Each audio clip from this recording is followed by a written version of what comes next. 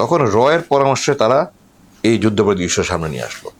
ইংরেজিতে বলে যে কাউকে ধ্বংস করতে হলে, ক্ষতি করতে হলে, give the dog a bad name and kill the dog. ট্রাইব্যুনালে আপনার বাবার বিচারে প্রতিরক্ষা সাক্ষী হিসেবে আপনি সাক্ষ্য দেন।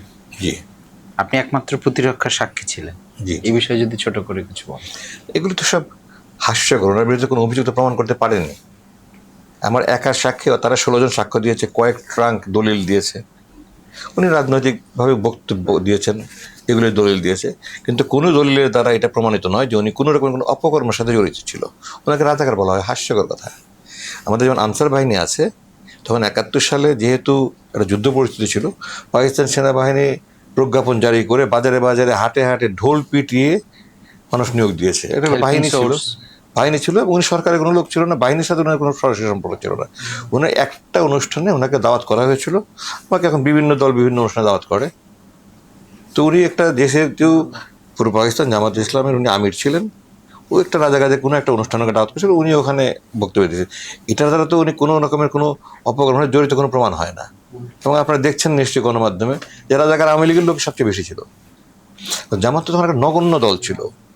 1 নম্বর মুসলিম লীগ, তারপর 2 নম্বর ছিল আপনার পিডিপি, পাকিস্তান ডেমোক্রেটিক পার্টি, যার প্রধান ছিলেন নুরুল আমিন। তিনি একসময় বাংলাদেশের 50 দশকের মুখ্যমন্ত্রী ছিলেন দেশে, এবং পরবর্তীতে উনি 71 সালে পরে পাকিস্তানের ভাইস প্রেসিডেন্ট ছিলেন। ওখানে মারা গেছেন, ওখানে ওনার রাষ্ট্রীয়ভাবে মর্যাদা দাফন করা হয়েছে। তো জামাত তো একটা ইনসিগনিফিকেন্ট দল ছিল, ছোট একটা দল ছিল। জামাতের সারা দেশের যতগুলো 1970 নির্বাচন সব জামানত বাজেয়াপ্ত হয়েছে আমার জানা মতে। তো জামাত হঠাৎ করে কেন এত শক্তিশালী হয়ে যাবে? মুসলিম লীগ হলো মূল দল ছিল, তারপরে পিডিপি, এরপরে নিজামে ইসলাম, জমিয়তুল উলামা ইসলাম, কৃষক শ্রমিক পার্টি, আরও কী কী যেন ছিল। জামাত ওরকম ছোটোখাটো একটা দলের মতো দল ছিল, কোনো উল্লেখযোগ্য ছিল না। কিন্তু যেহেতু জামাত রাজনৈতিকভাবে সক্রিয়, এবং যেহেতু ইসলামকে তারা আক্রমণ করতে পারে না, এই জন্য তারা জামাতকে, যেমন আপনি দেখেন জামাতকে যুদ্ধাপরাধী বলছে তারা। শেখ সাহেব তো জামাতকে যুদ্ধাপরাধী বলেনি। আমি যুদ্ধাপরাধীর বিচার চাই। আওয়ামী লীগ কেন 1973 সালে সিমলা চুক্তি, পাকিস্তান ভারত বাংলাদেশের সিমলা চুক্তির মাধ্যমে এই ডক্টর কামাল হোসেন উনি সাইন করেছেন বাংলাদেশের পক্ষে, সাইন করে কেন তাদেরকে ছেড়ে দিল? তাদের বিচার করলো না কেন? এটা কে জবাব দিবে?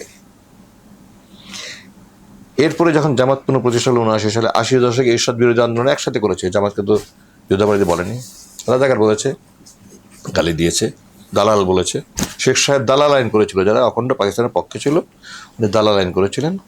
সাক্ষ্য প্রমাণের অভাবে শেষ পর্যন্ত উনি নিজেই দালাল আইন বাতিল করে দিয়েছেন ওনার জীবদ্দশাতে। 80 দশকে একসাথে আন্দোলন করা হলো। আমার বাবা এরশাদের মার্শাল হলো 82 সালে।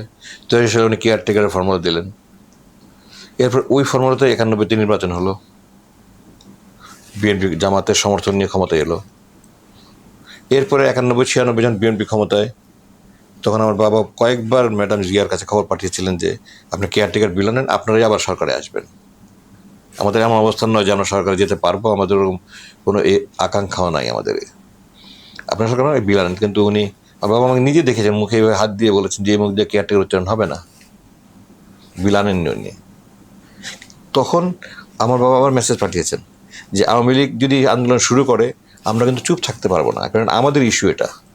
ওরা আন্দোলন করে আমরা যদি চুপ থাকি আমাদের রাজনৈতিক মৃত্যু হবে আমাদের। উনি তা বিল আনেননি। আবার মেসেজ পাঠিয়েছেন আমাদেরকে আওয়ামী লীগ দিয়ে ঠেলে দিবেন না, আপনি বিল আনেন। উনি বিএনপি বিল আনেনি। শেষ পর্যন্ত 96 ফেব্রুয়ারিতে দলীয় সরকারের জন্য নির্বাচন করলো। তারপর আন্দোলনের মুখে পড়ে ওনারা আবার 2 মাসের মাথায় বিল এনে, কয়েকটা বিল এনে পদত্যাগ করে তারপরে আবার নতুন নির্বাচন হলো। 96 দুটো নির্বাচন হলো। তখন তো জামাতকে আওয়ামী লীগ বলেনি। 91 সালের নির্বাচনের পরে যখন জামাত 18টা সিট পেয়েছিল, বিএনপি পেয়েছিল 135টা, আওয়ামী লীগ 85টা, জাতীয় পার্টি 35টা, আর ছোটোখাটো দল 2-1টা ইন্ডিপেন্ডেন্ট কিছু ছিল, স্বতন্ত্র 2-1টা দল 2-3টা করে পেয়েছে। তো আওয়ামী লীগ জাতীয় পার্টি এবং অন্যান্য দল নিয়ে 133টা করে ফেলেছে সমর্থন। তখন জামাত যাকে সমর্থন দেয় সে ব্যালেন্স অফ পাওয়ার হয়ে গেল। আওয়ামী লীগ 3টা মন্ত্রী, 7টা মহিলা এমপি পদ অফার করেছে জামাতকে। এই মুজাহিদ সাহেব তখন জয়েন্ট সেক্রেটারি এবং আব্বা তখন আমির।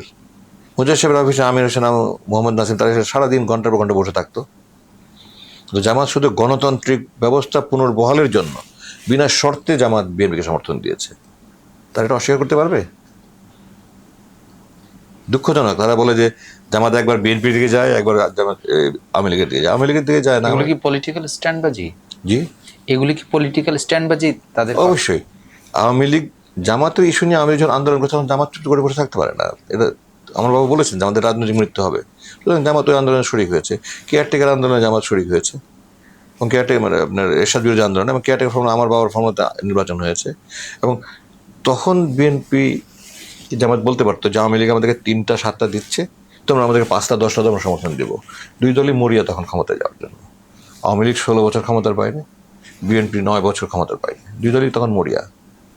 তো জামাত কিন্তু বার্গেন করতে পারতো, আমার বাবার নাগরিকত্ব তখন বলতে পারতো নাগরিকত্ব বানান, এমনকি জামাত বলতে পারতো যে ওনাকে প্রেসিডেন্ট বানাতে হবে, যে কোনো শর্তে তখন যে কোনো দলে রাজি ছিল। কিন্তু আমার বাবা দেখেছেন দেশে গণতন্ত্র উত্তরণ জরুরি, এজন্য উনি বিনা শর্তে সমর্থন দিয়েছেন। যখন কেয়ারটেকারের জন্য আওয়ামী লীগ বিএনপি আন্দোলন, আওয়ামী লীগ জামাত বিএনপির বিরুদ্ধে আন্দোলন করলো, জামাতের ইস্যু এটা নট যে লেজুর ভিত্তিক করেছে, জামাত যুগপৎ আন্দোলন করেছে। এরপরে আবার যখন 96, 2001 4 দলের জোট হলো, 4 দলের জোটের তখনও কিন্তু জামাতকে আওয়ামী লীগ ক্ষমতা থাকা অবস্থায় বরং যুদ্ধাপরাধী। 2001 সালে যখন 30 বছর পরে তারা যখন দেখলো যে এই 4 দলের জোট থাকলে আওয়ামী লীগ কেয়ামত পর্যন্ত দেশে ক্ষমতায় আসতে পারবে না, তখন রয়ের পরামর্শে তারা এই যুদ্ধাপরাধী ইস্যুর সামনে নিয়ে আসলো। ইংরেজিতে বলে যে কাউকে ধ্বংস করতে হলে, ক্ষতি করতে হলে, give the dog a bad name and kill the dog. তো জামাতকে ধ্বংস করার জন্য তারা তখন এই কেয়ারটেকার সরকার যুদ্ধাপরাধী ইস্যুর সামনে নিয়ে আসলো। 30 বছর পরে কিসের যুদ্ধাপরাধী? কোথায় যুদ্ধাপরাধী আমাকে বল, কিসের যুদ্ধাপরাধী? আজ পর্যন্ত প্রমাণ হয়নি। আমাদের যেসব সন্তান নেতাদের ফাঁসি দিয়েছে সব তো এখন বেরিয়ে আসছে। একজন সাক্ষী বলছে যে আমাদেরকে জোর করে সাক্ষ্য দেওয়ানো হয়েছে জীবনের ভীতি দেখিয়ে। আজহার সাহেব তো মুক্তি পেয়ে গেছেন। এগুলো সব ফরমাইশি রায় ছিল। বিচার বিভাগ তো স্বাধীন হওয়ার কথা, কিন্তু তারা সরকারের গোলাম হয়ে কাজ করেছে। যারা বিচার করে রায় দিয়েছে তারা তো বিচারের মুখোমুখি হতে হবে তাদেরকে।